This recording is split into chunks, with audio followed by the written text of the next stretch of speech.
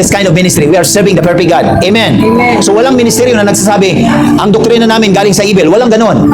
Lahat po magaganda. May mga doktrina or minsan kinakapanaligan ng mga doktrina ng ibang sambahan. Okay lang yung same-sex marriage. Mayroong mga sambahan na pinapaboran yan. Sounds good. Maganda kasi ano sinasabi ng tao?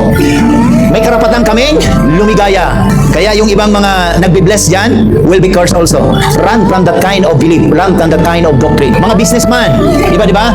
Mahilig yan sa yung mga ganyan-ganyan. Okay, pero nabibless sila. Kaya yung tao deceive. Ito yung nakakalungkot. Ang daming pamahiin.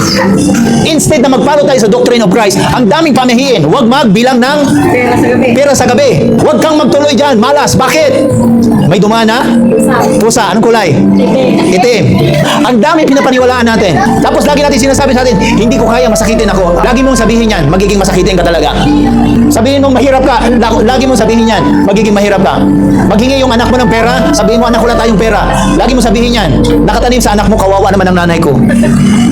Hindi na maghihingi sa yan.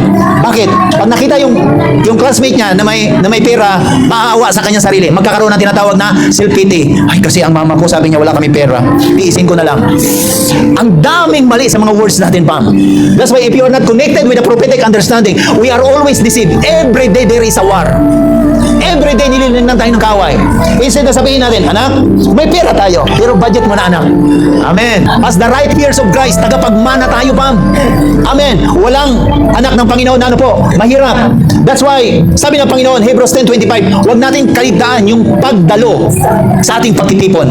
Bakit, Pam? Yung katulad nito, don't you ever know, habang nakaupo ka dyan, Lord, yung declaration ni Pastor para sa akin yan, Lord.